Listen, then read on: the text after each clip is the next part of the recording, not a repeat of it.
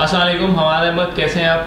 वालेकुम अस्सलाम। वैसे तो आप सब हमाद अहमद को जानते हैं। इन्होंने 2017 में CSS पास किया। 46 कॉमन से इनका ताल्लुक़ है और पाकिस्तान कस्टम में इस टाइम एजुकेटेड हैं। 2017 में CSS ऐसे में इन्होंने पूरे पाकिस्तान में टॉप किया था। और हमाद अहमद, आपसे जो आज हमारा मकसद है आपसे इंटरव्यू का, वो ये है कि ऑप्शनल सब्जेक्ट्स जो है सेल्फ स्टडी इन पाकिस्तान पे लोगों ने काफ़ी सवाल किए हैं कि सर CSS में जो ऑप्शनल सब्जेक्ट्स हैं उनको कैसे चूज़ करें, क्योंकि हर किसी का जो है वो एजुकेशनल बैकग्राउंड डिफरेंट है। और क्योंकि ये तो हो नहीं सकता कि हर बंदा एक ही सब्जेक्ट को लेके ज़्यादा मार्क्स ले सके। इसके बारे में आप क्या सजेस्ट करेंगे स्टूडेंट्स को? देखें, CSS के बड़े सवालों में से एक सबसे बड़ा सवाल ये भी है कि हमें ऑप्शन किस तरह से चूज़ करने चाहिए और हमारे होने का कॉम्बिनेशन क्या होना चाहिए। ये सबसे ज़्यादा पूछा जाने वाला सवाल है। इसमें तो मैं सबसे पहले आपको एक चीज़ गाइड करता जाऊँ, जो कि मुझे यकीन है कि आप लोग शायद ना माने, लेकिन आप लोगों के लिए मानना बहुत ज़रूरी है। वो ये कि जब आप CSS की तैयारी स्टार्ट करें तो आप स्टार्ट में ऑप्शनल चूज़ करके ना तैयारी स्टार्ट करें, क्योंकि अभी आपको खुद नहीं पता कि आप किस सब्जेक्ट में अच्छे हैं, आपकी स्ट्रेंथ क्या है, आपकी वीकनेस क्या है। जब आप कुछ अरसा कंपल्सरी 2-3 महीने आप स्टार्ट करके पढ़ लेंगे, पाकिस्तान अफेयर, करंट अफेयर्स अखबारें पढ़ेंगे, मैगजीन्स पढ़ेंगे, यूट्यूब फॉलो करेंगे, विकीपीडिया पढ़ेंगे, कुछ इंटरेक्शन लोगों से करेंगे, तब आपको थोड़ा सा नॉलेज होगा कि अब मेरी स्ट्रेंथ क्या है। मुझे क्या इंटरनेशनल इशूज़ की बेहतर समझ लगती है तो मैं शायद IR रख लूँ, डोमेस्टिक की अच्छी लगती है तो मैं कोई और सब्जेक्ट रख लूँगा, अगर मुझे लॉ की अच्छी समझ लगती है तो मैं कॉन्स्टिट्यूशन लॉ रख लूँगा, ठीक है। वरना अगर मैं इंटरनेशनल रिलेशंस के साथ कोई ओवरलैपिंग सब्जेक्ट ढूंढना है तो शायद मैं इंटरनेशनल लॉ रख लूँ। अगर मुझे कोई जेनेरिक सब्जेक्ट पसंद है तो शायद मैं सोशियोलॉजी रख लूँ। अगर मुझे कोई थियोरेटिकल सब्जेक्ट पसंद है तो पब्लिक एडमिनिस्ट्रेशन या जेंडर स्टडीज़ रख लूँ मैं।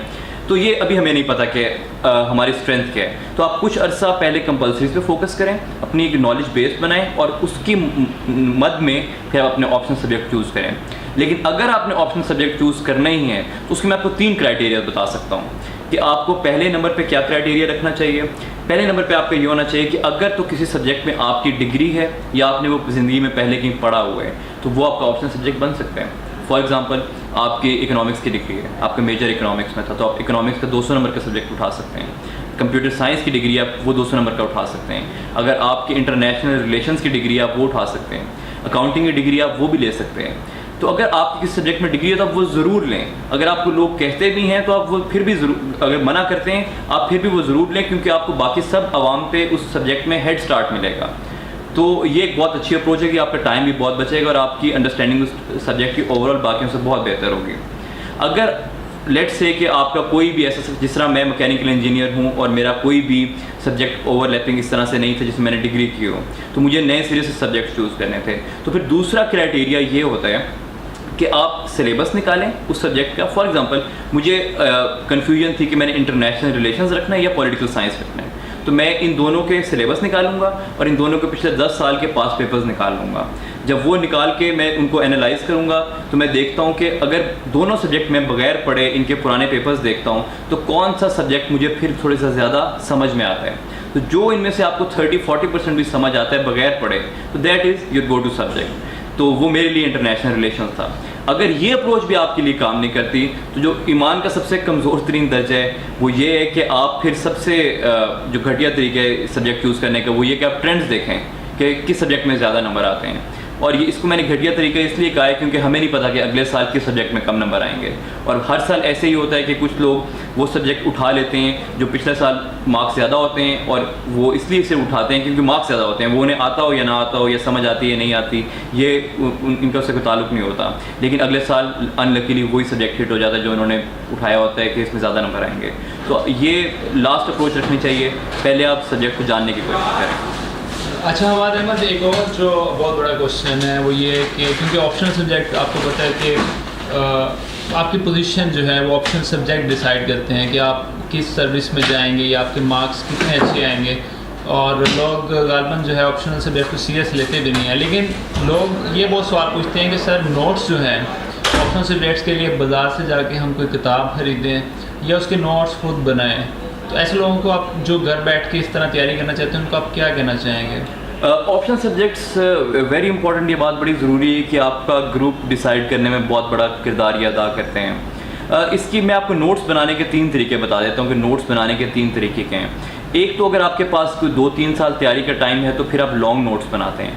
आप हर सब्जेक्ट के आराम से 2-2 किताबें पढ़ के, और अगर आपके पास बहुत ज़्यादा टाइम है, आपकी ज़िंदगी का एक ही काम है कि आपने सिर्फ CSS करना है, तो आप उसके आराम से नोट्स बनाते हैं, लंबे चौड़े नोट्स बनाते हैं, जो कि बाद में मार्केट में भी आप बेच सकते हैं। और इस तरह ही लोगों ने किया हुआ है। ये तो तब है अगर आपके पास बहुत टाइम है, लेकिन लार्जली हमारे पास वो लोग मौजूद होते हैं जिनके पास टाइम इतना नहीं होता, 1 साल से कम का टाइम होता है, उसमें उन्होंने तैयारी करनी होती है।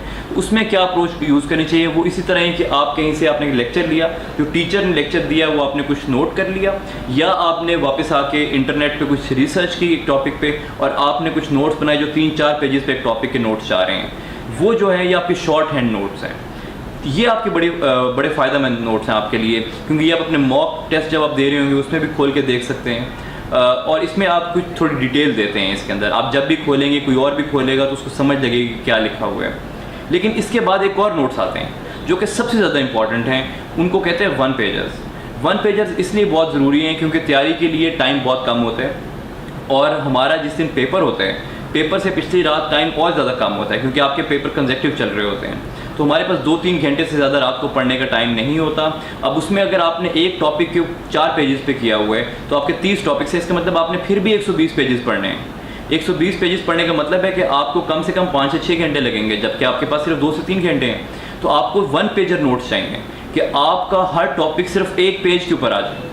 इसका मतलब अगर 30 टॉपिक्स हैं तो आपको सिर्फ 30 पेज आखिरी रात को पढ़ने हैं, और आखिरी रात रिवीजन बहुत ज़रूरी है।